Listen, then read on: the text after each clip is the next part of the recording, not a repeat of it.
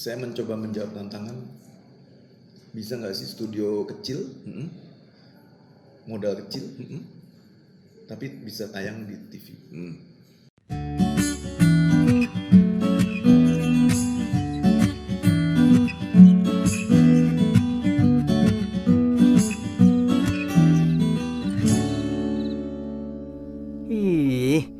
Ini nasi goreng rasanya abstrak gini. Papa, jangan sampai kedengeran Mama loh. Nanti malah repot deh. Kalau gitu, kita habisin aja cepet deh. Langsung aja, jangan dirasain. Hap, nyam, nyam, nyam, nyam.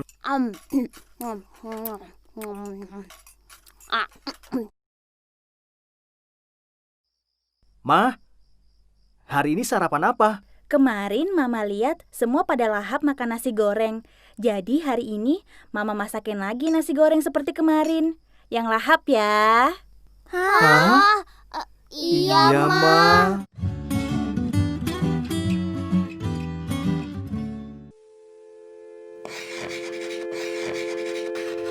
Animpiade.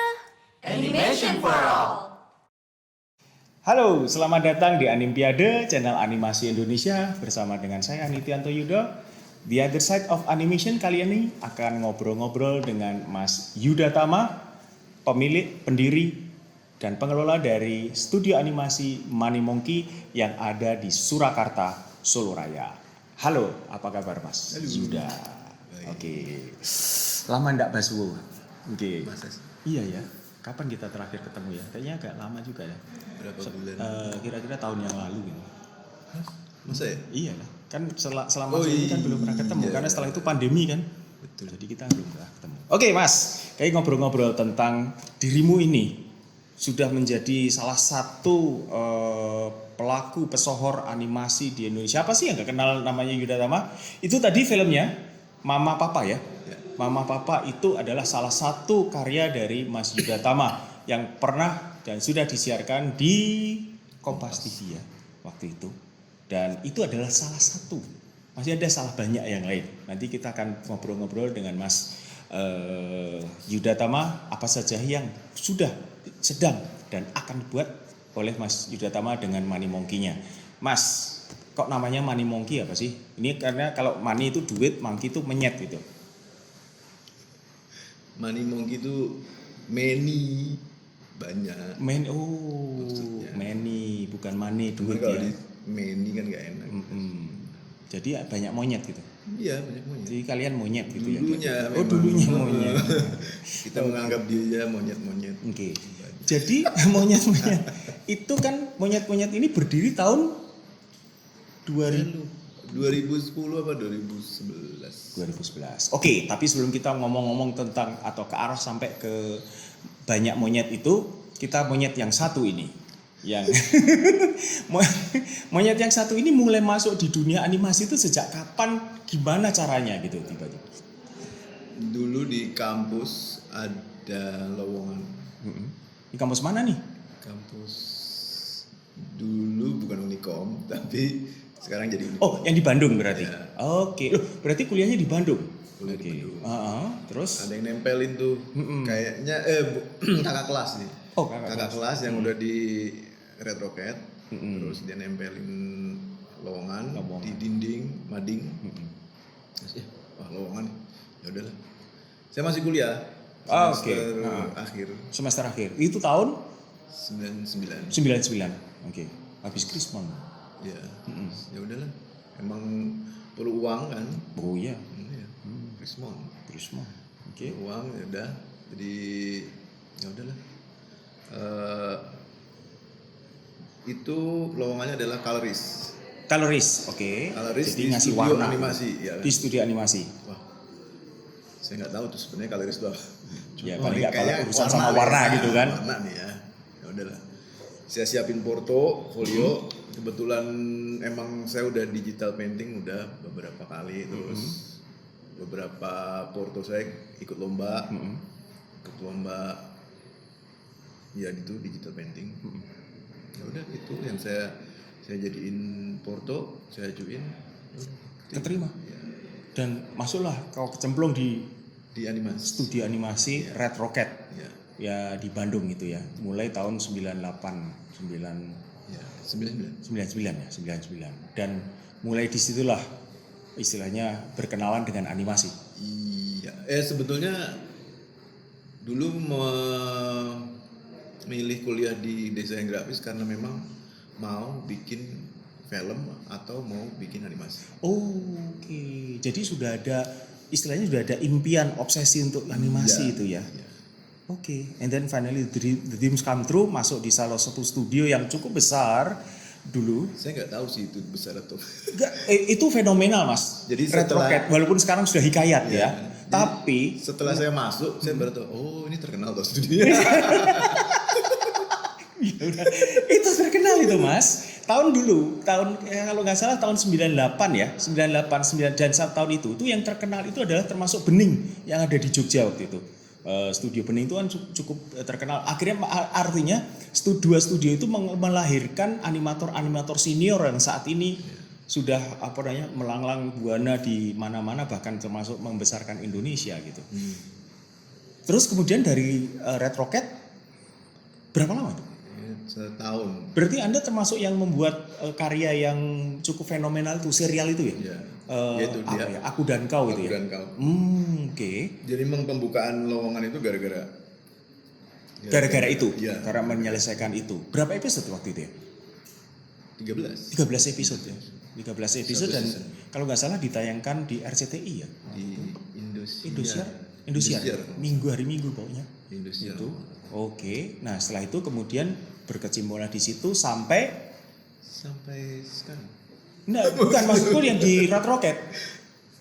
Di Red Rocket itu 2 tahun kalau nggak salah. Oh 2 tahun. Ya 2 tahun. Setelah 2 tahun kemudian meloncat ke Dulu terakhir di Red Rocket itu kan setelah Red Rocket kan pertama belajarnya itu coloring. terus naikkan ke compositing. Oh. Compositing habis itu suruh 3D. Oh iya. Di tengah-tengah situ tuh sempet diajarin motion graphic. Oh, oke. Karena dulu ada Trans TV, ada Metro TV itu kan Ada baru mulai lahir. baru lahir tuh. Nah kita yang bikin, Mereka membutuhkan motion graphic. kita yang bikin Red Rocket yang bikin ininya. Yang dulu apa tuh yang Bumper untuk gambar opening, terus ya itulah breaking news. Nah itu Oke. dulu saya sama art directornya yang bikin. Jadi bertiga apa ya? Setelah dari compositing ya, Setelah dari itu compositing. masuk situ sampai tahun Ya itu 2 tahun itu 2 kan. tahun itu. Nah, Tapi disitulah artinya mulai berkenalan dengan 3D ya. ya dengan Pakai apa waktu itu? pakai Max sama 3D After Effects. dan After Effects. Oke. Then setelah dari Dengan portofolio itu ngelamar ke sudah berani ngelamar ke Brunei Brunei. karena mereka buka lowongan motion graphic. Motion graphic. Kemudian studi apa? Masih ingat namanya? Sazanas. Sarjanas.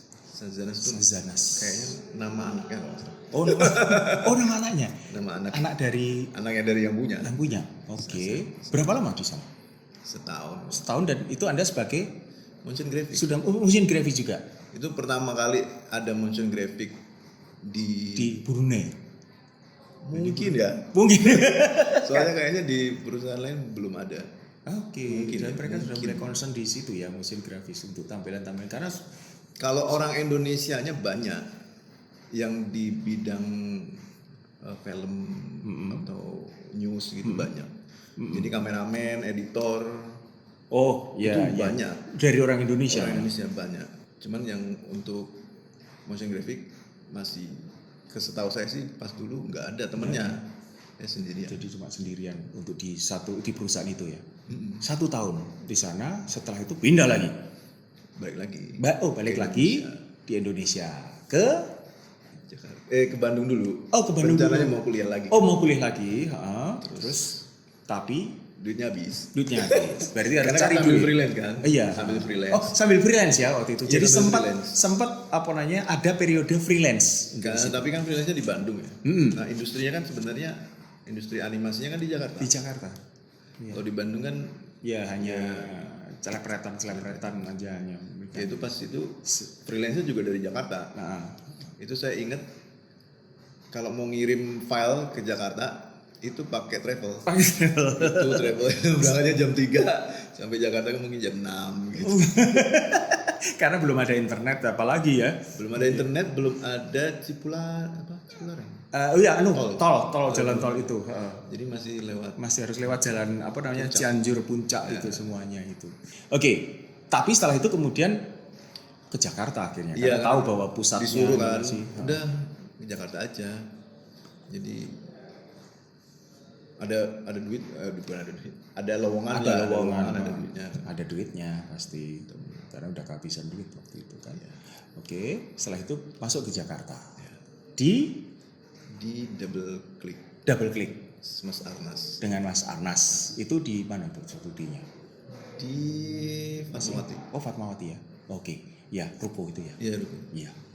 Oke, setelah itu kemudian dari Double Click Setahun. berapa tahun? Setahun juga. Oke. Terus ke Epic. Kemudian pindah ke Epic. Waktu di Double Click itu Anda terekrut sebagai 3D artist. Oke, setelah itu kemudian ke Epic sebagai Jadi 3D artist juga. Oke. kalau di iklan tuh semua generalis. Semua generalis, oke ya. Jadi kalau di iklan semua generalis, ngapain aja Mas? Kalau yang namanya generalis dan menjadi 3D artist istilahnya ya, biar yang penonton ini juga tahu nih yang dimaksud Itu kan itu tahun seperti apa, ngapain aja sih? 2004 2005 maksudnya. Untuk industri yang penjurusan gitu kayak animator doang animate atau modeling doang ini nggak ada. Waktu itu belum ada. Dulu saya ingat Jadi generalis. ya selevel-level kayak orang yang keterima di Pixar zaman dulu. Saya ingat tuh ada salah satu. Itu dia bisa keterima di Pixar karena dia bikin short. Bikin short itu modeling sendiri. Ya, artinya dikerjain sendiri. Dikerjain Dia kerjain sendiri dari modelingnya, animatingnya sampai semuanya itu dia keterima. Jadi animator. Jadi animator. Tapi dia sebenarnya bisa semua. Iya. Jadi memang seharusnya bisa semua gitu. Ya nggak seharusnya. Cuman memang pas zaman dulu. Zaman dulu memang harus gitu. Kalau sekarang mulai spesifik karena istilahnya. Oke, kemudian setelah dari Epic, Jadi Epic lumayan lama tuh 2 tahun. oh lumayan lama ya. Karena biasanya cuma setahun. Oke. Terus 2 tahun. Di Epic Bentar, Epic itu yang di Senayan itu ya? Semanggi. Ya, Semanggi. Belakangnya Plaza Semanggi ya. Iya. Oke, setelah itu kemudian Ya, dari situ ya sama di iklan itu kan kalau di Epic ya semua satu iklan yang ngerjain sendiri gitu. Dari modeling, satu iklan sendiri. modeling, animating, kalau ada efek-efek, kalau Post ya sampai post pro. Setelah itu kemudian saya coba pengen tahu perjalanan freelance. itu freelance. Freelance lagi. lagi deh. Itu sambil di Epic freelance atau kemudian setelah 2 tahun dari Epic keluar karena sudah banyak kayaknya udah percaya pada kerjaanmu gitu ya. Sehingga mereka mempercayakan untuk untuk freelance dari dirimu. Enggak juga sih. Karena pengen mencoba mengatur sendiri aja. Oke. Mengatur ritme sendiri. Tapi kalau freelance memang sendirian kan itu kerjaan sendiri atau suatu saat juga mereka mengatur bisa mengajar ritme aja. Oh, mengatur ritme sendiri. Bukan karena udah banyak lain enggak. Oke. Dan ternyata bisa. Bisa. Tapi kemudian setelah itu ada tawaran lagi nih.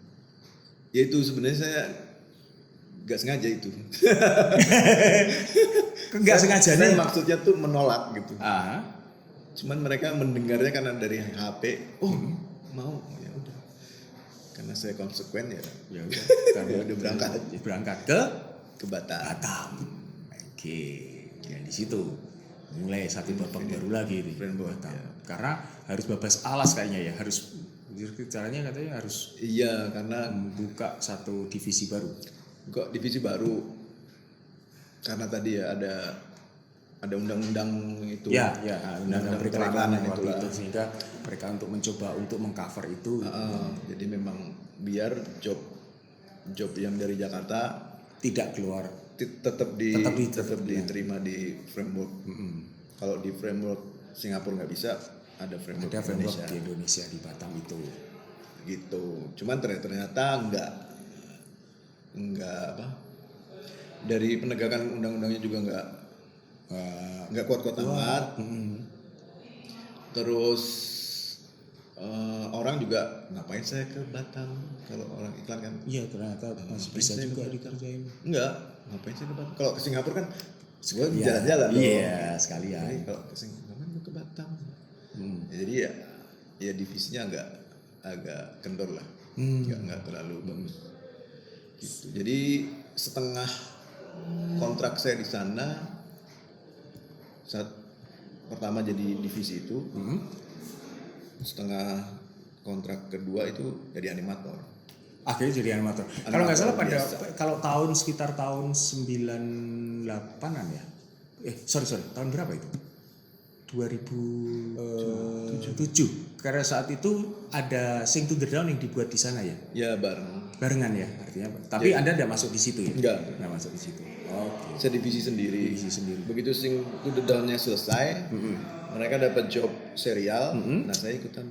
Oh, job serialnya itu. Oke, setelah Di animator. di animator.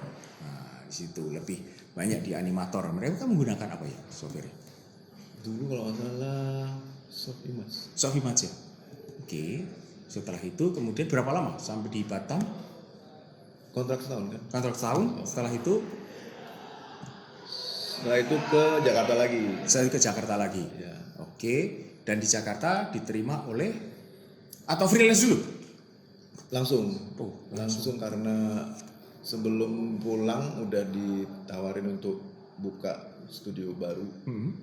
Ikut bukan buka ya. Ikut bantuin buka. Bagus.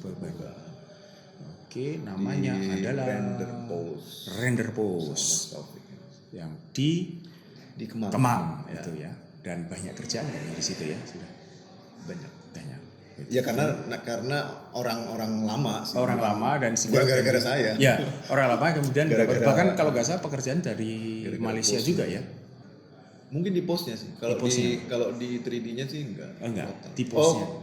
Kalau yang pekerjaan serial itu karena saya yang bawa. Karena saya bawa itu dari Singapura. Oh, dari Singapura kemudian dikerjakan Karena kenal di Batam.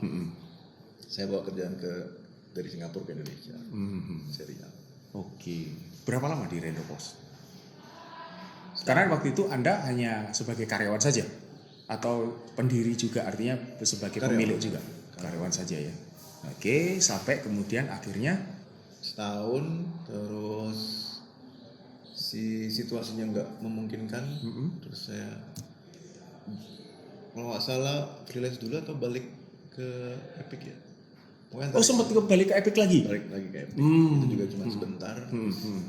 Masa-masa galau lah. Masa galau. Tapi pada waktu Anda di Epic maupun atau di beberapa studio itu Anda sebagai istilahnya sebagai karyawan, artinya gajian, atau sebagai freelancer artinya di hire dalam waktu kontrak tertentu seperti di Batam itu kan ada di kontrak.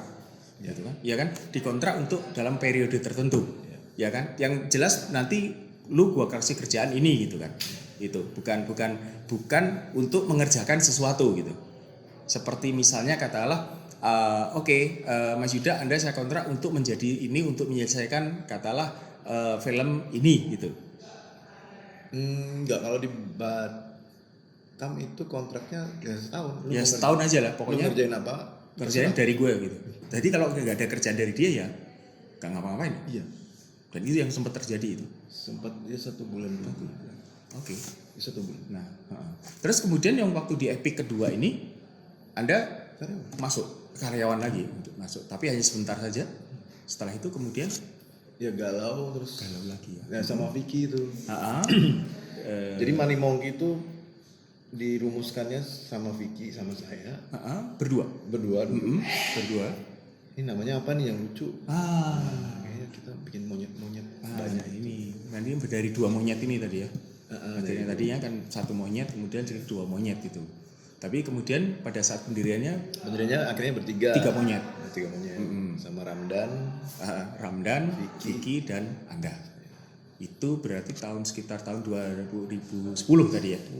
2010. Nah, di situ mulailah istilahnya Money Monkey berkiprah untuk istilahnya mengisi animasi Indonesia. Ya, jadi sebenarnya galaunya tadi tuh galaunya gara-gara ini industrinya yang baru settle itu iklan. Iya. Kan capek gitu ya iklannya karena kayak dia sprint gitu. Iya benar. Iya. Kalau saya sama Vicky punya keinginan sama Ramdan juga punya keinginannya pengennya bercerita. Oke, jadi bikin serial. Ya entah serial, Apapun yang penting ada ceritanya. Gitu. Ya bikin bercerita kan. Yang baru ada itu kemarin yang di Batam itu. Kan pas zamannya itu nggak ada tuh di mana-mana, cuman ada di Batam itu. Batam itu doang, di Fremont Karena itu doang. resortnya kan cukup gede. Nah, ya udah sama Vicky sama Ramdan kita bikin lah yang kira-kira bisa mengakomodir cita-cita kita untuk bisa bercerita. Gitu. Ya tapi tetap awalnya tetap iklan karena nyari duit dulu. Iya. Ya. Kan jadi artinya dari services ya. Ya, Dari services services. Karena kan bisnis animasi itu kalau nggak services ya IP gitu Ya. kan istilahnya. Sebenarnya kita dulu nggak mikir IP atau apa. Iya, karena dulu belum namanya belum IP. Yang penting kita pengen bikin sesuatu yang Kita mikirnya cuman pengen bercerita. Itu sih. oke. Terus tahun keberapa ya? Tahun kedua atau tahun kedua apa tahun pertama? Ramdan kan kayaknya kelamaan ya. Servis mulu capek. Gue mau pengen Capek, cepet-cepet tapi kan ada duitnya. cepet pengen Satu bikin cerita itu. Ya udah dia mengundurkan diri. Oh, oke. Ya, mengundurkan diri. Terus pas itu datang Angga. Masuk Angga. Ya. Nah salah satu pertama ini tantangannya ya mama papa nih. Mama Papa yang tadi kita lihat tadi di awal. Itu tahun 2013. 2013 ya. Oke. Berapa sampai 2012 ya masalah. Itu saya mencoba menjawab tantangan bisa nggak sih studio kecil, modal kecil, tapi bisa tayang di TV. Bercerita. Oke. Itu cita-cita tadi. Oke. Kan. Nah, tadi ini tadi yang saya Anda menggali lubang. Studio kecil berapa jumlahnya? Ini saya sutradara, supervisor satu tuh Fauzi, musik si Vicky sendiri, terus BG artis Jumul, animator dulu kayaknya yang ini cuma 2, terus supervisinya 1. Cuma berenam. Oke. Jadi sudah cukup untuk bisa mendirikan studio animasi itu ya. Bahkan cuma bertiga ya, tapi untuk membuat satu serial, satu cerita itu cukup bisa dengan dilakukan oleh 6 orang. Tapi don't try this at home ya. Kalau sekarang, ya kalau mau nekat silahkan aja gitu ya. Oke. Itu karena dulu kan saya kan mikirnya kan gimana cara murah, Iya. tapi bisa masuk TV. Iya. Saya kan melihatnya, oh ini ada slotnya Ada sebenarnya. kesempatan, ada slot. Slotnya adalah di Ramadan. Ramadan kan ada slot sebenarnya, slot yang nggak perlu setengah jam, Tapi yang cukup pendek-pendek gitu. Jadi Anda buat itu yang pendek-pendek ya, sekitar 1 menitan Iya, gitu 1 ya? menit. 1 Itu menit. sebenarnya konsep itu udah ada waktu saya tadi pulang dari mana? Batam? Pulang dari Brunei. Oh, yang pulang dari pulau. Jadi obsesi sudah ada itu ya? Konsep itu udah ada. Konsep itu sudah Itu udah ada. Jadi memang dulu saya bikin pilotnya itu 2D. Oh, malah 2D. Dulu pilotnya 2D. Si Burung Ibrahim. Maksudnya, oh ini konten Islam. Slotnya di Ramadan, pendek, bisa murah nih. Ya. Yang penting kan tayang dulu. Nah. Membuktikan itu dulu. Bahwa kan. itu bisa. Terus ketemu lagi ceritanya nih sama si Rendra Ridwan. Dia punya cerita kan. Wah ini cocok nih, pendek-pendek. Cerita keluarga Islam. Ya. Berapa episode waktu itu dibuat? Itu kan season 1 30. 30 ya, sana satu Ramadan hari, itu ya. Satu Ramadan. Sebenarnya akhirnya dia tayang satu hari itu nggak satu cerita sih, multiple. Oh, oke. Jadi Kadang-kadang dia ini 3 bisa diulang ya. tergantung makanya. Tergantung slotnya jedanya, itu tadi, jedanya itu. Karena untuk ganjal. Heeh. Untuk ganjal-ganjal itu. Oke. 30. Heeh. Terus Desember pas libur sekolah mereka minta lagi. Kemarin tuh bagus, banyak yang suka. Minta lagi dong. Mau bisa nggak 30? Nggak bisa tiba-tiba 30, 15 deh. Ya, Udah 15 dengan durasi tetap 1 menit. 1 menit. Oke. Muncullah si anaknya 2. Dulunya kan cuma mama papa aja, berdua aja. Iya. Dengan kelucuannya itu, yang kadang-kadang sebenarnya simpel tapi Makanya namanya sebenarnya mama papa. Ada kakak adik sekarang. Muncul. Karena pas liburan itu. Terus Ramadan berikutnya mereka minta lagi. dan Ya, jadi total 60 berarti. 60 sama 15, Iya. 75. 75 dari mama papa itu. Oke, jadi tadi dengan 6 orang itu tadi. Dengan 6 orang tadi untuk membuat mama papa ini. Yang pertama. Kira-kira ya. Ya kira-kira yang pertama ya. Oke, terus itu tadi dengan tim yang kecil. Sekarang dengan model yang kecil. Berapa sih modalnya Mas pada waktu itu? Masih ingat nggak? Pada waktu pembuat studio atau pada saat studio dan kemudian memproduksi satu kalau sudah saya katakan serial ya. Karena bahkan 30 episode gitu. Kalau modelnya pas bikin model studio dulu ya. Oke, modal studio. Boleh Pak, supaya mereka juga tahu gitu. Teman-teman juga tahu kalau mau bikin studio itu berapa sih? Dulu saya bikin bertiga itu. Vicky komputer 1, Oke, Ramdan laptop 1, laptop 1, saya laptop 1. laptop 1. Jadi Jadi laptop cuma 2, laptop 2 dan PC PC 1. 1. That's it. Secara hitungan berapa sih untuk membuat 1 menit? Karena saya tahu harganya segitu, saya bikinnya segitu. Apa yang dibutuhkan atau apa yang harus dilakukan untuk untuk bisa hidup sebagai freelancer? Bagi saya itu orang storyboardnya biasa aja, gini so, dia bilang. Tapi bagi direkturnya orang Malaysia, that's rude katanya. Itu dia ngomong sama produsernya, jangan pernah pakai dia lagi.